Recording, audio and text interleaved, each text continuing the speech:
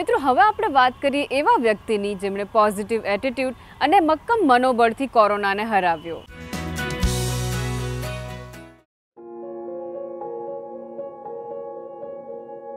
મારું નામ નવદીપભાઈ મણીલાલ શાહ છે. મારી ઉંમર 90 વર્ષ છે અને મેં મેટ્રિક સુધી અભ્યાસ કરેલો છે. અને હું બોમ્બેમાં 1954માં ગયેલો અને ત્યાં મારો કન્સ્ટ્રક્શનનો બિઝનેસ હતો.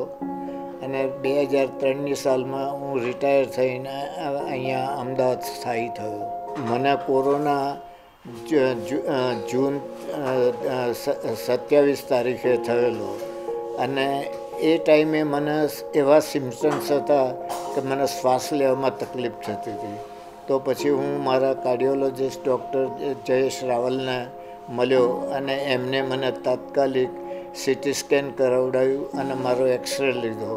અને પછી મને કહે કે તમે હવે હોસ્પિટલમાં જ એડમિટ થઈ જાઓ કે જ્યાં કોરોનાની બી ટ્રીટમેન્ટ થતી હોય અને બીજી બી જનરલ ટ્રીટમેન્ટ થતી હોય. ત્યાં ગયા પછી મને શ્વાસની જે તકલીફ હતી એ ધીરે ધીરે ઓછી થઈ ગઈ અને મને જમવામાં પણ અનુકૂળતા નથી પડતી અને જમવા બેસું ત્યારે મને એકદમ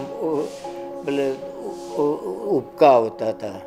તે હોસ્પિટલમાં ગયા પછી મને એકદમ સારું થઈ ગયું અને હું સારી રીતે મારો ખોરાક બી લઈ શકતો હતો અને મને ઓક્સિજન બી એ લોકોએ 4 દિવસ સુધી ઓક્સિજન આપ્યું. તો મારું લેવલ ઓક્સિજનનું બી 99-110 સુધી આવી ગયું હતું. એટલે મને 3જી તારીખે એ લોકોએ ડિસ્ચાર્જ આપ્યું.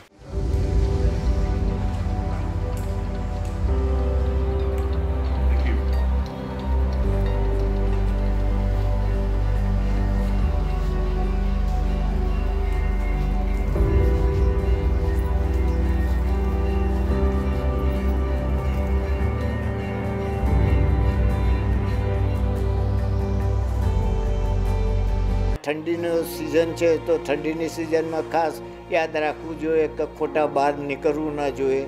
અને ઉંમરલાયક માણસોને તો હું ખાસ વિનંતી કરું છું કે હવે મંદિર જવાનું બધું બંધ કરીને ઘરમાં જ આરામથી પૂજા પાઠ કર્યા કરવી અને ઘરમાં રહેવું એ બહુ સેફટી ભરેલું છે. યુવાનોએ ખરી રીતે ડરવું જ ના જોઈએ. થયું છે તો એનો ઉપચાર કરવો અને એના મગજ ઉપર દુઃખને તમે પંપારશો તો દુઃખ તમને જવાનું નથી.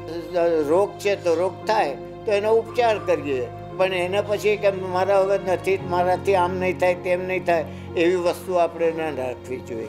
પ્રાણાયામ કરું છું, શ્વાસોશ્વાસ કરું છું, આ બધું કરું છું કાયમ રેગ્યુલર. હું તો ઘણા વર્ષોથી હું પરિમલ ગાર્ડનમાં રોજ સવારે 5:30 જતો હતો અને આ બધી કસરતો અમે કરતા હતા.